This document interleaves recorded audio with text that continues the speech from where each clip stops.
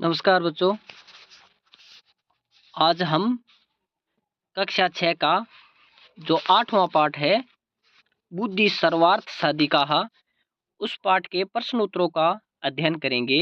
पाठ हम पहले वाले वीडियो में पढ़ चुके हैं। आपने अगर नहीं देखा है तो उस पाठ को पहले देख लीजिए, उनका अध्ययन कर लीजिए। उसके बाद में आप प्रश्न उत्तरों का अध्ययन कीजिए, आपको अच्छी प्रकार से समझ में आ जाएगा। तो देखते हैं हम आज का अपना पहला प्रश्न कौन सा है। पाठस्य आधारेण अधोलिखितानां प्रश्नानाम् उत्तराणि एकपदेन लिखन्तु। पाठ के आधार पर नीचे लिखे गए प्रश्नों के उत्तर एक पद में लिखिए। सरोवरस्य तीरे सुकोमलं भूमौ बिलेषु के निवसन्ति। तालाब के तट पर अत्यधिक कोमल भूमि में कौन निवास करते थे? तो वहां पर कौन निवास करते थे? सस्काः यानी खरगोश निवास करते थे। केषां परिभ्रमणेन सस्काः क्षतविक्षताः मृता च भवन्ति। किन के घूमने से जो खरगोश हैं वो क्षत विक्षत यानी घायल हो गए और कुछ खरगोश मर गए। तो गजानाम यानी हाथियों के घूमने से उनके पैरों से कुछ खरगोश मर गए, कुछ घायल हो गए। तो अपना तीसरा प्रश्न है, सस्क राजः कस्य समीपम गच्छति। जो खरगोशों का सरदार है वो किसके पास गया? तो गजराजस्य यानी जो हाथियों का सरदार था उसके पास गया। अपना प्रश्न है चौथा कौन सा है, के सौमतम प्रकाशयन्ति। किन्होंने अपने मत को प्रकट किया? तो सस्काः यानी खरगोशों ने अपने मत को प्रकट किया। उसके बाद अपना अगला प्रश्न है नए वाला, वो क्या पूछ रहा है, कह चंद्रम नमति। चंद्रमा को कौन नमन करता है? तो चंद्रमा को गजराज है यानी जो हाथियों का राजा है, हाथियों का सरदार है, वो नमन करता है। के सुखेन तिष्ठन्ति। कौन सुखपूर्वक रहने लगा?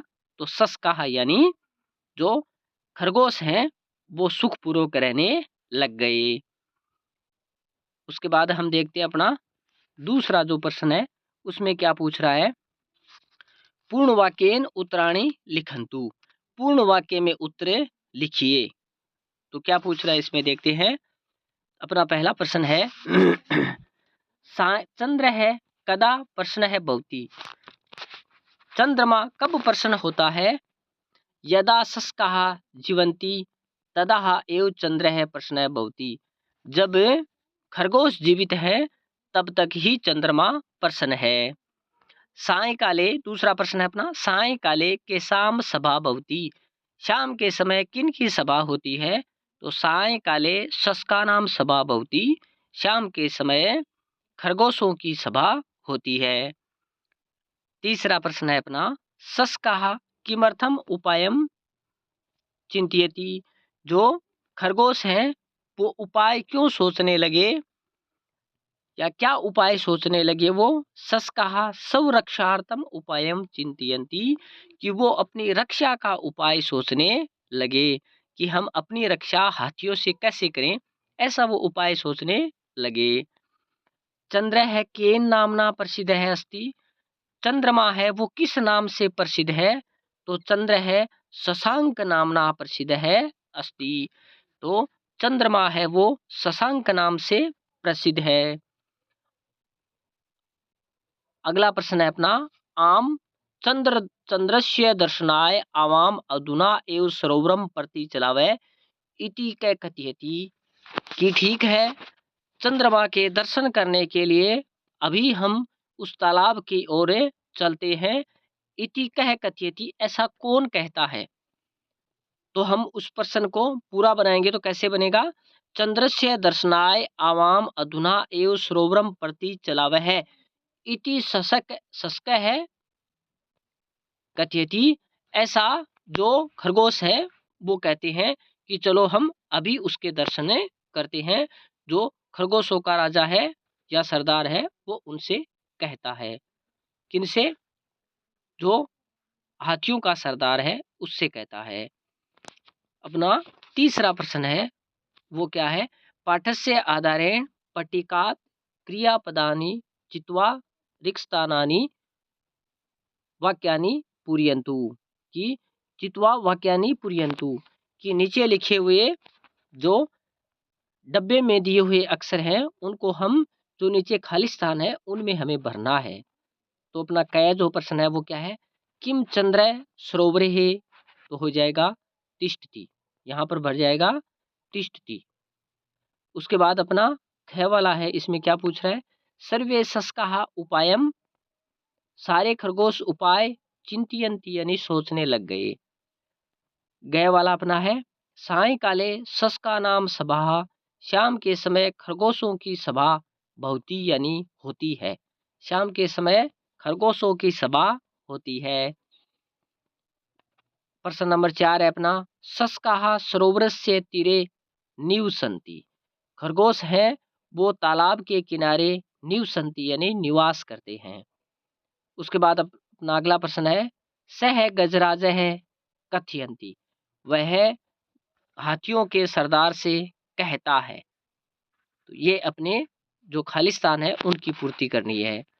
उसके बाद में अपना प्रश्न नंबर 4 है, उसमें क्या पूछ रहा है, उदाहरण अनुसारम निम्नलिखित पद निम्नलिखित तानाम पदानाम वचनम पुरुषम च लिखन्तु, उदाहरण के अनुसार निम्नलिखित पदों के वचन और पुरुष को लिखो, कि हमें वचन कौन सा है, जो पहले वाले डब्बे में पद दिए हुए हैं उनमें कौन सा वचन और कौन सा पुरुष है वो हमें बताना है इन खाली स्थानों के अंदर।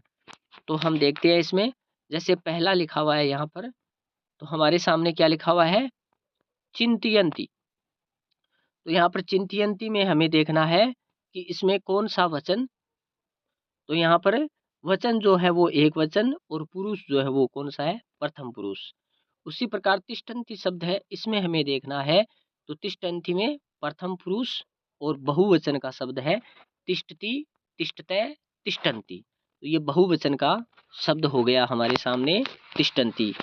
उसी प्रकार जीवंती शब्द है, ये भी कौन सा है, प्रथम पुरुष और बहुवचन का है, जीवती, जीवते, जीवंती, तो बहुवचन का हो गया। उसी प्रकार नमति जो शब्द है वो प्रथम पुरुष एक वचन का है। उसी प्रकार कथयति शब्द है हमारे सामने, वो भी प्रथम पुरुष एक वचन का है। उसी प्रकार गच्छति शब्द है, ये भी प्रथम पुरुष एक वचन का है। तो इस प्रकार हमारे सामने जितने भी शब्द हैं ये प्रथम पुरुष और जो एक वचन और बहुवचन के शब्द हैं वो हमारे सामने दिए हुए हैं। अब हम देखते हैं प्रश्न नंबर 5, इसमें क्या पूछ रखा है, उदाहरण अनुसारम समुचिते क्रियापदे रिक्तानानि पूरयन्तु, उदाहरणों के अनुसार समुचित क्रियापदों से रिक्त स्थानों की पूर्ति करो। तो हम देखते हैं, एक डब्बे में हमारे सामने धातु दे रखी है, एक में एक वचन, आगे वाले में द्विवचन, आगे वाले में बहुवचन दे रखा है। तो हम देखते हैं यहाँ पर, जैसे गम धातु हमारे सामने दी थी, इसमें हमें रूप बना के बताना है। तो इसने रूप बना के बताया है, गम का रूप हमेशा गच्छ से चलता है। तो हमें देखते हैं गच्छति, द्विवचन में गच्छते, बहुवचन में गच्छन्ति। उसी प्रकार कथ धातु का हम रूप चलाएंगे तो कैसे चलेगा, कथ का कथयति, कथयतः, कथयन्ति। उसी प्रकार स्था का रूप है वो तिष्ठ से चलता है, तो स्था धातु है हमारे सामने, इसका रूप कैसे चलेगा, तिष्ठति, तिष्ठतः, तिष्ठन्ति।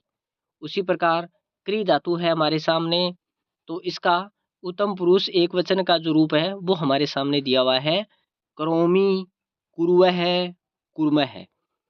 इस प्रकार इसका रूप चलेगा। किताब वाले ने करोमी शब्द हमारे सामने बना करके दे रखा है, तो हम आगे वाले जो दो रूप है द्विवचन और बहुवचन के वो हम बना देंगे। तो यहाँ पर करोमी उत्तम पुरुष एक वचन का इसने बना के दे रखा है, तो हम उत्तम पुरुष के ही द्विवचन और बहुवचन बनाएंगे। इसी प्रकार जीव शब्द है, ये एक वचन का है, इसमें ये जीवंती शब्द बहुवचन का यहाँ पर इसने दे रखा है। तो हम क्या करेंगे, यहाँ पर इसको देख लेंगे, तो इसका एक वचन बना देंगे, जीवती, जीवते, जीवंती हो जाएगा। उसी प्रकार चल धातु का रूप है हमारे सामने, तो ये वे भी उत्तम पुरुष एक वचन का है चलामी, द्विवचन का चलावह है और बहुवचन का चलामय है। इस प्रकार ये रूप बना करके इसने पूछे हैं, तो हमने धातुओं के रूप बना करके बता दिए हैं। इसी प्रकार हम देखते हैं आगे वाला, चित्रस्य आधारेण पंचवाक्यानि लिखन्तु। चित्र के आधार पर आपको 5 वाक्य लिखने हैं कि इस चित्र में आपको क्या क्या दिखा रखा है, तो उनके आधार पर आपको 5 वाक्य लिखने हैं। तो यहाँ पर क्या दिखा रखा है उसके 5 वाक्य हमारे सामने हैं। जैसे यहाँ पर इसने पहला जो वाक्य है वो क्या है, एतत् चित्रम उपवनस्य अस्ति। ये जो चित्र है ये हमारे सामने उपवन का है। उपवन का मतलब बाग का हमारे सामने चित्र है वो दे रखा है। ऐसे है वृक्ष है सेव फलस्य अस्ति। ये जो वृक्ष है ये किसका है, सेव के फल का वृक्ष है। ये जो हमारे सामने दिखा रखे हैं ये सेव के फल दिखा रखे हैं। तो ये जो वृक्ष है ये किसका है, सेव के फल का वृक्ष है। वृक्षस्य अधः सेव फलानि सन्ति। वृक्ष के नीचे सेव के फल हैं। ये जो आपके सामने पड़े हुए दिखाई दे रहे हैं, इसका वाक्य बना दिया इसने। सेव फलानि खादित्वा बालकाः प्रसन्ना भवन्ति।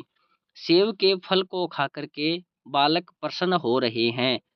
कैसे बालक हैं वो खेल रहे हैं। तो हमारे सामने ये बालकों की प्रसन्न मुद्रा दिखाई दे रही है कि सेव के फल को खा करके बालक है वो प्रसन्न हो रहे हैं।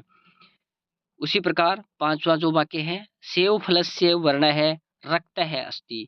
सेव के जो फल हैं उनका रंग कैसा है, तो रंग लाल है। ये देखो हमारे सामने दिखाई दे रहा है, लाल रंग के सेव के जो फल हैं वो हमारे सामने दिखाई दे रहे हैं। तो इस प्रकार हमने इससे जो चित्र के 5 वाक्य हैं वो बनाए हैं। उसी प्रकार हम आगे देखते हैं प्रश्न नंबर जो अपना 7वां है उसको हम देखते हैं क्या पूछ रखा है इसमें। अधोलिखितानां पर्याय पदानां मेलनम कृत्वा रिक्तस्थानानि पूरयन्तु। नीचे लिखे हुए पर्याय पदों का मेल करके, पर्याय का मतलब होता है जो इसके साथ पर्यायवाची शब्द हैं उनको जोड़ करके हमें लिखना है। तो यहाँ पर जैसे इसने पहला जो पर्याय पद है, जैसे हमारे सामने है गज है, तो इसका पर्याय पद हो जाएगा हस्ती। उसी प्रकार पदम है, इसका पर्याय पद हो जाएगा चरण है। चंद्र है का पर्याय पद हो जाएगा शशांक है। उसी प्रकार सरोवर है का पर्याय पद हो जाएगा जलाशय है। उसी प्रकार प्रजा का पर्याय पद हो जाएगा जनता। पर्याय का मतलब पर्यायवाची शब्द बताना है हमें, इनके समान अर्थ देने वाले जो सामने वाले पद हैं वो कौन सा है, वो हमें इसके सामने जोड़ना है लाइनों के द्वारा।